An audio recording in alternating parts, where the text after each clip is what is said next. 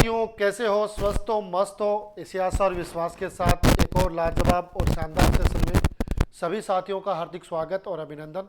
साथियों, बात कर रहे हैं commerce grade first exam date है वो आपको सबको पता है कि भाई जून के अंतिम सप्ताह और जुलाई के प्रथम सप्ताह में आयोजित होने जा रही है। तो उसके हिसाब से अपने पास बहुत ही कम समय बचा है, तो उसके अकॉर्डिंग अपन जो पाठ्यक्रम आपके जो आरपीएससी ने दिया है उसके अकॉर्डिंग पढ़ रहे हैं। और अभी अपन चर्चा करते हुए पहुंच गए हैं आपके जो फाइनल अकाउंट होते हैं, है ना, फाइनल अकाउंट होते हैं ना, उसमें आपका जो व्यक्तिगत खाता है ना, फाइनल अकाउंट में कौन कौन से होते हैं और किस तरीके से आपको फाइनल अकाउंट तैयार करने होते हैं, उस पर अपन चर्चा कर रहे हैं। अभी हमने बात कर ली थी भाई फाइनल अकाउंट में जो आपके निर्माणी संस्थाएं होती है वो निर्माणी खाता मैन्युफैक्चरिंग अकाउंट तैयार करती हैं, है ना। साथ में अपन ने पूंजीगत आयगत मदे और आप जो पूंजीगत प्राप्ति है, पूंजीगत आयगत, उन तमाम टॉपिक पर अपन चर्चा कर चुके हैं। और उसके बाद अपन ने जो लास्ट हुआ था उसमें अपन ट्रेडिंग अकाउंट से रिलेटेड भी कुछ महत्वपूर्ण पॉइंट्स है उस पर चर्चा की थी।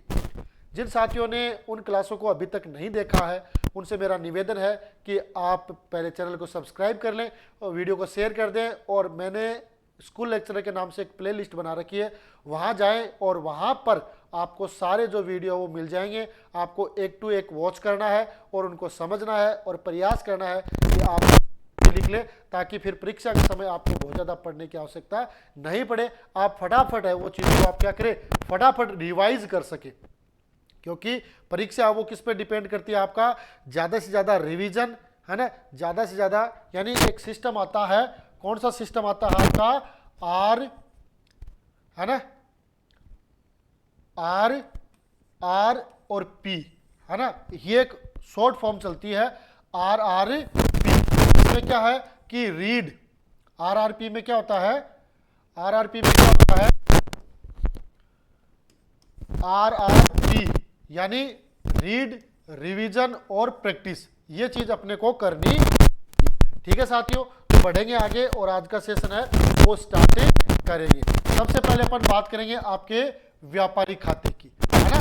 व्यापारिक खाता का ये प्रारूप दे रखा है। पिछले सेशन में अपन ने बात कर ली थी कि भाई व्यापारिक खाते की कौन कौन सी मदें होती है, वो कैसे दिखाई जाती है। अभी मैं आपको डिटेल में पूरा बता देता हूं कि इस तरीके से अपने को ध्यान में रखना है। बहुत बार प्रश्न पूछा जाता है कि भाई ये मद है वो व्यापारिक खाते के कौन से पक्ष में दिखाई जाती है, या ये मद है वो अंतिम खाते के कौन से खाते में दिखाई जाती है, ट्रेडिंग में दिखाई जाती है, पीएनएल में दिखाई जाती है, या बैलेंस शीट में दिखाई जाती है।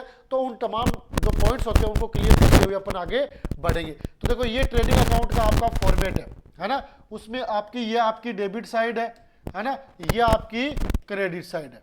ठीक है, अब डेबिट साइड में ये मदें आएंगी और क्रेडिट साइड में ये मदें आएंगी। तो अपन बात कर लेते हैं पहले क्रेडिट साइड में। क्रेडिट साइड में आपकी कौन सी मदें आएंगी अपन बातें कर लेते हैं। देखो एक आता आपका सेल्स, क्या लिखते हैं, बाई सेल्स। अगर इसमें से सेल्स रिटर्न को लेस कर देंगे तो एक होता है रिटर्न इनवर्ड, है ना, रिटर्न आउटवर्ड और रिटर्न इनवर्ड। ये ध्यान रखना, रिटर्न जो इनवर्ड है वो आपका सेल्स रिटर्न होता है ना, और रिटर्न आउटवर्ड होता है वो आपका परचेज रिटर्न होता है ना। कल भी मैंने आपको एक रिटर्न के बारे में बताया था, और ये अपने को ध्यान में रखना है कि रिटर्न आउटवर्ड है वो आपका क्या होता है, रिटर्न आउटवर्ड है वो आपका परचेज रिटर्न होता है, और रिटर्न इनवर्ड होता है वो आपका सेल्स रिटर्न होता है। ये दोनों ही आपके ट्रेडिंग अकाउंट में आते हैं, रिटर्न आउटवर्ड और रिटर्न इनवर्ड। लेकिन देखो एक शब्द आता है कैरीज इनवर्ड, है ना। अगर कैरीज इनवर्ड है तो वो आपका ट्रेडिंग अकाउंट में आता है, लेकिन कैरीज आउटवर्ड है तो वो आपका पीएनएल अकाउंट के टू साइड यानी डेबिट साइड में आता है ना। तो इस चीज में अपने को कंफ्यूज नहीं होना है। तो ये आपके सेल्स आ जाएगी, और सेल्स में से सेल्स रिटर्न या रिटर्न इनवर्ड, इसे अपन सेल्स रिटर्न भी कह सकते हैं। और उसके बाद क्लोजिंग स्टॉक है वो आपका क्रेडिट पक्ष में आएगा। ठीक है ना, बाकी कुछ भी नहीं आएगा। इधर आपके डेबिट में आपका टू ओपनिंग स्टॉक आ जाएगा, टू परचेज आ जाएगा। अब परचेज में से कोई रिटर्न है ना, जैसे परचेज रिटर्न है, या अपने को परचेज रिटर्न न देके रिटर्न आउटवर्ड कह दे तो ये भी परचेज रिटर्न ही होता है। रिटर्न आउटवर्ड है वो भी आपका परचेज रिटर्न ही होता है। इसके बाद वेजेज एंड सैलरी, मैंने एक चीज आपको बताई थी कि अगर अकेली वेजेज है तो आपकी ट्रेडिंग में आ जाएगी, वेजेज एंड सैलरी है तो ट्रेडिंग में आ जाएगी, लेकिन सैलरी एंड वेजेज है तो वो P&L में आएगी, है ना। इस चीज में अपने को कंफ्यूज नहीं होना है। तो वेजेज एंड सैलरी है वो आपके ट्रेडिंग अकाउंट के टू साइड या डेबिट साइड आ जाएगी। आपके डायरेक्ट एक्सपेंसेज है वो भी आपके ट्रेडिंग के डेबिट साइड में है, यानी टू साइड में आएंगी। कैरीज इनवर्ड है तो कैरीज इनवर्ड है वो ट्रेडिंग के टू साइड या डेबिट साइड यानी नाम पक्ष में दिखाई जाएगी। अगर कैरीज आउटवर्ड है तो कैरीज आउटवर्ड होते वो P&L में दिखाया जाएगा, ठीक है। इसके अलावा आपका फ्राइट है, ऑक्ट्री है, कार्टेज है, वो भी आपके ट्रेडिंग के टू साइड में आएगा, है ना। गैस है, फ्यूल एंड पावर है, ये भी आपके ट्रेडिंग के टू साइड यानी डेबिट पक्ष में आएंगे, ठीक है। बढ़े आगे देखते हैं। इसके अलावा देखो मैन्युफैक्चरिंग कोई एक्सपेंसेज है तो वो भी ट्रेडिंग के टू साइड में। आपकी रॉयल्टी है तो वो भी ट्रेडिंग के टू साइड में यानी डेबिट साइड में। इंपोर्ट ड्यूटी और कस्टम ड्यूटी है ये भी आपके ट्रेडिंग के डेबिट साइड या टू पक्ष में आपको शो करनी है, ठीक है। टू डॉक चार्जेस है ना, क्लियरिंग चार्जेस है, ये भी आपके डेबिट जो होता है आपका, है ना, उसके के साइड में आपके लिखना है, आपको ट्रेडिंग के डेबिट साइड में लिखना है। फैक्ट्री एक्सपेंसेज है ना, ये भी आपका ट्रेडिंग के डेबिट साइड में लिखना है। इसके बाद देखो और एक नॉर्मल से अपन ये मान सकते हैं किसी भी वस्तु को स्थापित करने के लिए जो भी खर्चा होता है वो डायरेक्ट होता है ना, तो वो भी अगर कोई डायरेक्ट इनके अलावा भी कोई है तो वो भी आपका डायरेक्ट में आएगा। मेरे हिसाब से मैंने जो शब्द काउंट किए ना, इनके अलावा परीक्षा में से कोई क्वेश्चन है वो नहीं आना चाहिए, है ना, नहीं आना चाहिए। लेकिन कई बार क्या होता है इनको अपने को टेक्निकल रूप से समझना होता है ना। कई बार एक विशेष शब्द देते हैं, लेकिन अपने को ध्यान में रखना है अगर वो उस मशीन को स्थापित करने में या उस व्यापार को स्थापित करने में कोई सहयोग कर रहा है तो वो ऐसी कंडीशन में डायरेक्ट एक्सपेंसेस में उसे काउंट करते हैं, है ना। तो ये अपन ने सारे के सारे डायरेक्ट में मान के चले। जैसे मैंने आपको एक उदाहरण भी बताया था, जो पैकेजिंग है ना, पैकेजिंग मैंने आपको बताया था कि नॉर्मल जो पैकिंग होती है ना वो आपकी P&L में आती है, लेकिन कुछ ऐसे प्रोडक्ट होते हैं जिनको बिना पैकिंग के बेचा नहीं जा सकता, तो वो पैकिंग है वो आपकी किस में आ जाती है, डायरेक्ट में आ जाती है। तो ये अपने को ध्यान में रखना है। इसके बाद अपन क्या देखेंगे कि भाई ट्रेडिंग के दो पक्ष हो गए, एक तो डेबिट और एक क्रेडिट। अगर ट्रेडिंग का क्रेडिट साइड ज्यादा आता है यानी ये साइड है ना, ये क्रेडिट है ना,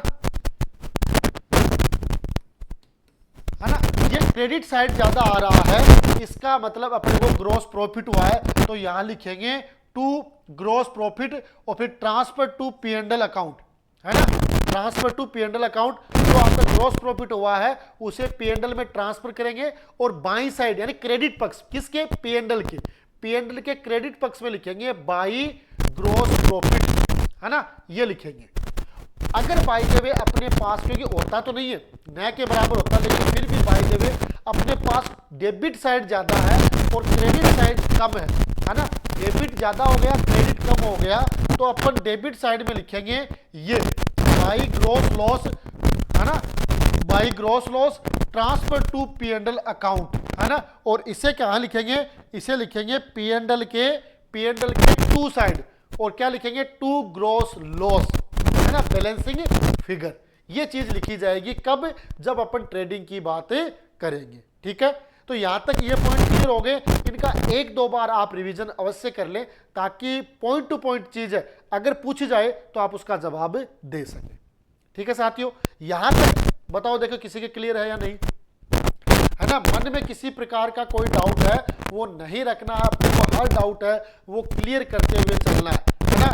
मैं देख रहा हूं कि कुछ साथियों के लगातार कमेंट भी आ रहे हैं, बहुत बढ़िया बात है। हम कॉमर्स के एक परिवार के रूप में हैं, आपको कोई भी चीज़ समझ में नहीं आती है आप जरूर कमेंट करें, हम उसका रिप्लाई जरूर देंगे। आपकी जो भी समस्या होगी उसका समाधान करने का अपन प्रयास करेंगे, ठीक है। तो ये बात होगी आपकी ग्रॉस प्रॉफिट से रिलेटेड, ठीक है। आगे बढ़े, अब देखो अंतिम प्रविष्टियां होती है, ये भी एक इंपॉर्टेंट पॉइंट अपने मान सकते हैं, है ना।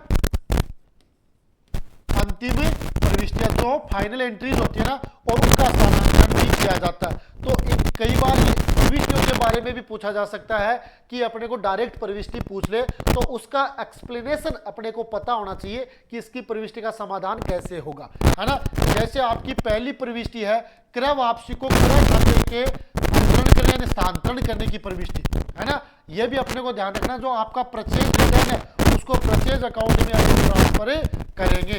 तो परचेज रिटर्न में ट्रांसफर करते एंट्री क्या होगी, purchase return account DR to purchase account, है ना, क्या हो जाएगी, purchase return account DR to purchase account, amount of purchase return transfer to purchase account. Narration वगैरह आपको ध्यान में नहीं देना है, पर ये हो सकता है कि अपने को नरेशन भी लिखना होता है, कई बार नरेशन है वो पूछा जाता है ना। तो ठीक है, ये बात हो गई। क्या होगी, क्रय वापसी को क्रय खाते में स्थानांतरित करेंगे तो परचेज रिटर्न, है ना, टू परचेज अकाउंट इसकी प्रवृत्ति हो जाएगी। ठीक है, बढ़े आगे। दूसरी प्रविष्टि क्या है, व्यापार खाते के डेबिट पक्ष की मदों को व्यापार खाते में स्थानांतरित करेंगे, है ना। व्यापार खाते की जो भी डेबिट पक्ष की मद है उसको क्या करेंगे, स्थानांतरित करेंगे। तो आपका जो सेल्स रिटर्न है वो डेबिट पक्ष की होता है। परचेज, अगर इसको अपन उल्टा लिखना चाहे तो उल्टा भी कर सकते हैं। जैसे परचेज रिटर्न है, एक तो अपन परचेज में से डेबिट साइड में परचेज में से लेस करते हैं, और एक दूसरा तरीका हो सकता है कि उसको अपने क्रेडिट साइड में लिख दे, क्योंकि वो क्रेडिट होता है ना।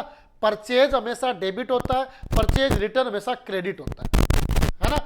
उसी प्रकार सेल्स हमेशा क्रेडिट होता है और सेल्स रिटर्न हमेशा डेबिट होता है। लेकिन अपने जो समायोजन है उसमें यह बताया गया है कि अपने को उसी समय उसका समायोजन कर देना है। अगर सेल्स रिटर्न है तो सेल्स में से घटा देंगे, और परचेज रिटर्न है तो परचेज में से घटा के अपन उस खाते में उसका विवरण है वो देते हैं। तो अगर डेबिट की मद है तो अपने पास सबसे पहले सेल्स की है, तो इसकी एंट्री क्या हो जाएगी, सेल्स अकाउंट या टू सेल्स रिटर्न अकाउंट या स्टॉक अकाउंट, क्योंकि स्टॉक में शामिल होता है। ठीक है, समझ गए यहाँ तक बात क्लियर है। बढ़े आगे तीसरी प्रविष्टि की तरफ।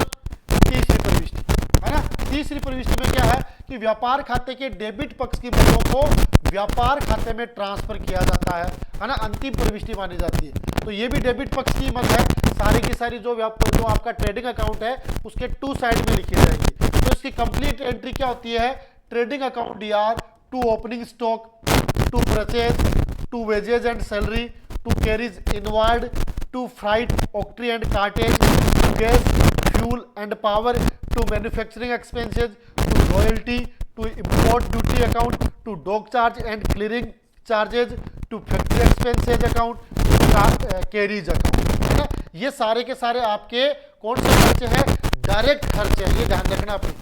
क्यों, क्योंकि ट्रेडिंग अकाउंट में सारी मद है वो प्रत्यक्ष दिखाई जाती है, इनको अपने को नोट कर लेना है ना। ये ट्रेडिंग अकाउंट की डायरेक्ट मद है जो ट्रेडिंग अकाउंट के डेबिट पक्ष में शो होती है, डेबिट पक्ष में इन्हें दिखाया जाता है। ठीक है, तो ये बात क्लियर हो जानी चाहिए आपके, है ना। तो क्या होगा, ट्रेडिंग अकाउंट या to opening, to purchase, to wages and salary, to carriage inward, to freight octroi and cartage, to gas fuel power, to manufacturing expenses, to royalty, import duty, dock charges, clearing charges, factory expenses और cartage, ये सारे के सारे आपके direct हैं और trading के to side में यानी डेबिट साइड में आपने दिखाए जाते हैं। अब यहां तक बताओ, देखो किसी का कोई डाउट हो, डाउट नहीं होना चाहिए, कमेंट बॉक्स में आप रिप्लाई भी करें गुड का, जरूर आपके समझ में आ रही है सारी क्लास, और लगातार सब्सक्राइब करते रहे, अपने साथियों को भी शेयर कर दे ताकि वो भी हमारे साथ जुड़े और एक बढ़िया तरीके से आप कॉमर्स ग्रेड फर्स्ट की तैयारी कर सकें। ठीक है, और मैं एक और बता दूं, कॉमर्स ग्रेड फर्स्ट अभी तो देखो राजस्थान में, इसके अलावा कोई एमपी की है, आपकी बिहार की है, आपकी यूपी की है, इसके अलावा केवीएस की है, नवोदय विद्यालय की है, ईएमआरएस की है, उन तमाम भर्तियों में ये इंपॉर्टेंट टॉपिक है, चाहे जूनियर अकाउंटेंट है, चाहे आपका लेखा सहायक है ना, हर में आपका ये पाठ्यक्रम है वो दे रखा है। और इसके अलावा जो कोऑपरेटिव बैंक में आपके अकाउंटेंट की नौकरी निकली हुई है उसमें भी ये सिलेबस है। इसके अलावा कोऑपरेटिव बैंकिंग में बैंकिंग असिस्टेंट और जो मैनेजर की पोस्ट निकली हुई है उसमें भी ये सिलेबस है ना। तो एक सिलेबस है वो कईयों का बेड़ा पार कर रहा है, तो इसमें अपना सहयोग लगातार जुड़ते हैं। ठीक है, बढ़े आगे। चौथी प्रविष्टि क्या होगी कि व्यापार खाते के क्रेडिट पक्ष में की मदों को व्यापार खाते में ट्रांसफर करेंगे। जो आपकी क्रेडिट पक्ष की मद है उसे किस खाते में ट्रांसफर करेंगे, ट्रेडिंग अकाउंट में ट्रांसफर करेंगे। तो इसमें ट्रेडिंग क्रेडिट में दो ही मद होती है आपकी, एक तो सेल्स और एक क्लोजिंग स्टॉक। तो sales account DR, closing stock account DR to trading account. तो आपकी क्लोजिंग एंट्री की किसकी, क्रेडिट पक्ष की मदों की, है ना। अंतिम प्रविष्टियां इसे अपन कहते हैं। अंतिम प्रविष्टियों का आप कॉमर्स रिलेटेड है सारे जानते हैं भाई, अंतिम प्रविष्टियां क्या होती है, उस समय आपने कैसी पढ़ी थी वो आप पे डिपेंड है, लेकिन अब आपको बड़े अच्छे तरीके से पढ़ना है ना, ताकि परीक्षा में कोई भी क्वेश्चन है वो आपका छूटे नहीं। ठीक है साथियों, बढ़े आगे। पांचवा, व्यापार खाते के क्रेडिट पक्ष का योग डेबिट पक्ष के योग से अधिक होने पर सकल लाभ होता है। ये अपने को ध्यान में रखना है। जो ट्रेडिंग अकाउंट है उसमें क्रेडिट पक्ष का योग है वो डेबिट पक्ष से ज्यादा होगा तो सकल लाभ होगा, है ना। और इस लाभ को क्या करेंगे, स्थानांतरण करेंगे। तो एंट्री क्या हो जाएगी आपकी, किसमें स्थानांतरण करेंगे, लाभ हानि खाते में, है ना, P&L अकाउंट में ट्रांसफर किया जाएगा। तो इसकी एंट्री क्या होगी, ट्रेडिंग अकाउंट या टू P&L अकाउंट। क्या हो जाएगी, ट्रेडिंग अकाउंट या टू P&L अकाउंट, ये इसकी प्रविष्टि हो जाएगी। ठीक है, अगर कब होगी ये कि अपना डेबिट पक्ष का योग है ना, डेबिट पक्ष का योग से अधिक है क्रेडिट पक्ष का योग, क्रेडिट ज्यादा है डेबिट कम है तो सकल लाभ होगा। तो ये अपन एंट्री करेंगे ट्रेडिंग अकाउंट या टू P&L। ठीक है, समझे मेरी बात, यहां तक क्लियर है। बड़े आगे एक और एंट्री इसी से रिलेटेड, और ये सारी की सारी एंट्रियां मैंने समराइज की है ना, पूरा मैटर वो मैंने उपलब्ध नहीं करवाया। जो मोस्ट जिनसे क्वेश्चन बनते हैं और बनते आ रहे हैं और बनेंगे भी, उन्हीं पॉइंटों पे मैं चर्चा कर रहा हूँ, बाकी अनावश्यक नहीं है। इस पे मेहनत जरूर है क्योंकि भाई इसको टाइपिंग वगैरह में टाइम लगता है, लेकिन शॉर्ट्स नोट के रूप में ये सारे आपके काम में आने वाले हैं। तो आपको स्किप नहीं करना है, पूरा स्टार्ट से लेकर एंड तक देखना है और उसके हैंड्स नोट तैयार करने। मैं ये नहीं कहता कि भाई बार बार आप देखो, ना, हैंड्स नोट तैयार करो आप और फिर आराम से पढ़ो, कोई दिक्कत वाली बात नहीं है। ठीक है, तो व्यापार खाते के डेबिट पक्ष का योग क्रेडिट पक्ष से अधिक होने पर सकल हानि होगी, है ना। क्या होगा, ग्रॉस लॉस होगा आपको। कब होगा, जब डेबिट पक्ष का योग है ज्यादा और किससे, क्रेडिट पक्ष से ज्यादा, तो आपको हानि होगी।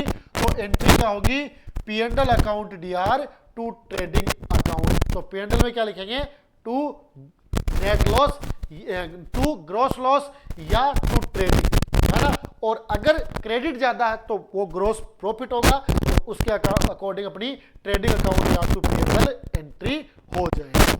ठीक है, ठीक है साथियों, तो ये था आज का एक और छोटा सा सेशन जो मैंने आपके साथ शेयर किया है। साथियों, एग्जाम की डेट आ गई है और डेट आने के बाद अपन अपनी क्लास की जो ड्यूरेशन है वो बढ़ा देंगे, लेकिन उसके लिए आप लगातार हमारे साथ जुड़े। छात्रों की अपने जो पढ़ने वाले हैं उनकी संख्या सफिशिएंट हो जाती है तो अपन लाइव क्लास भी आपको उपलब्ध करवा देंगे, जिसमें आप अच्छे तरीके से, क्योंकि साथ में आपके जो डाउट है वो भी क्लियर होंगे और जो चीज नहीं होगी वो उसी समय आपको शेयर की जाएगी। ठीक है साथियों, तो ये था एक शानदार और लाजवाब और छोटा सा सेशन जो आपके लिए फायदेमंद होगा। अगर आपको भी ऐसा लगता है तो इस वीडियो को लाइक कर दें, चैनल को सब्सक्राइब कर दें और साथ में इस वीडियो को अपने साथियों के साथ भी शेयर कर दें ताकि वो भी तैयारियों में जुटे। इसी आशा और विश्वास के साथ आज के सेशन में इतना ही, मिलेंगे अगले सेशन में। तब तक के लिए जय हिंद, जय भारत।